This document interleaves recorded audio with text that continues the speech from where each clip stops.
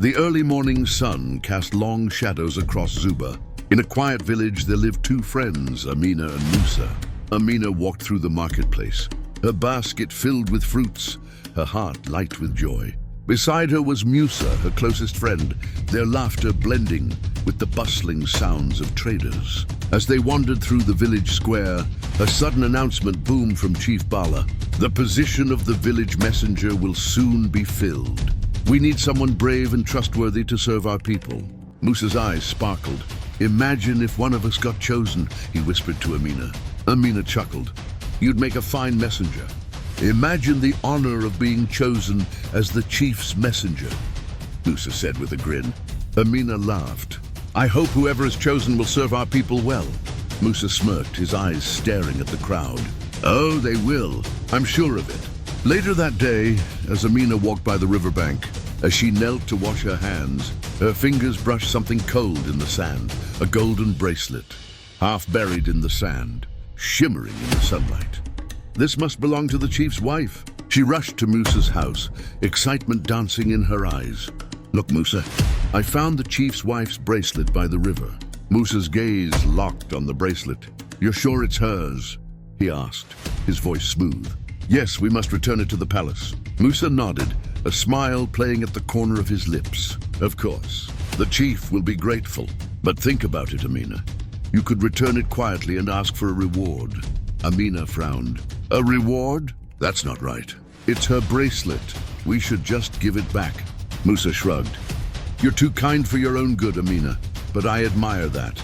Amina smiles and she's ready to take her leave. The next morning, Amina woke early, ready to head to the palace. But as she stepped into the village square, drums echoed in the distance. Curious, she followed the sound. The square was packed with villagers, cheering and clapping.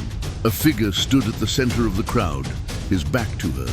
The man wore a fresh, regal robe, unlike anything the villagers had seen before. His posture was confident, his hands raised in acknowledgement of the applause. Amina squinted, trying to make out his face. Something about him felt familiar, yet she couldn't place him. Who is that? She asked the woman next to her. The woman gasped in excitement. It's Musa! He's been appointed the new village messenger. He returned the chief's wife's bracelet. Amina froze. Her mind spun as the words sank in. Musa, the bracelet? Her heart raced as she pushed her way closer to the front of the crowd. Musa turned, his face glowing with pride, a confident smile playing on his lips. Musa, she called out. The crowd fell silent. All eyes turned to her. Musa's smile faltered. Amina, what are you doing? She walked toward him, her gaze steady. I have one question for you. Where did you get that bracelet? Musa chuckled nervously. I told you, I found it by the river.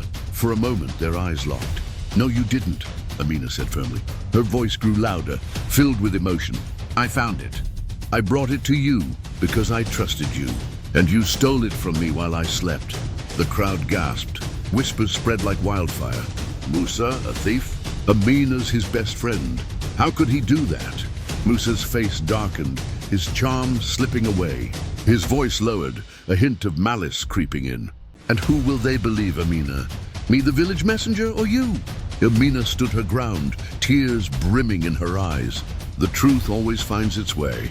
Months later, a terrible drought hit Zuba. The river dried up, crops withered and livestock began to die. The village's crops withered and wells ran dry. Fear spreads through Zuba like wildfire. At an emergency meeting, Chief Bala addressed the desperate crowd. The hidden river is our only hope, but we need someone brave and wise to lead us there. All eyes turned to Musa, the village messenger. Musa, the chief said gravely, it is your duty to find the river and save our people. Musa's heart pounded.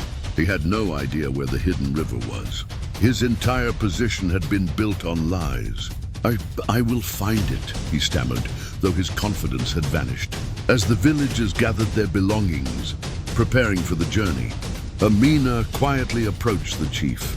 I know the way to the hidden river, she said. The chief frowned. Then why did you stay silent? Amina glanced at Musa, who stood rigid with fear. Because I needed him to understand the cost of betrayal. The chief nodded. And what do you want in return? Amina's voice was steady. nothing. I just want my people to survive. With Amina leading the way, the villagers set out toward the hidden river. The journey was long and grueling, but Amina's determination never wavered. Musa trailed at the back of the group, his pride shattered. As he watched Amina guide the people he had failed, he realized the depth of his betrayal. Finally, they reached the hidden river, a sparkling stream tucked deep within the forest. The villagers cheered. Their spirits lifted as they drank deeply from the cool water. Chief Bala approached Amina, his voice filled with gratitude. "You've saved us all." Amina smiled faintly. "It was never about me. It was about doing what's right." As the villagers celebrated, Musa stood alone, watching from the shadows. His ambition had brought him power, but his betrayal had left him with nothing. The story of Musa's betrayal and Amina's loyalty became a legend, passed down through generations, a reminder that greed leads to ruin, but loyalty saves lives. In the end, Zuba thrived once more, its people united by a simple truth. The trust you build can make you a leader, but the trust you break will leave you forgotten.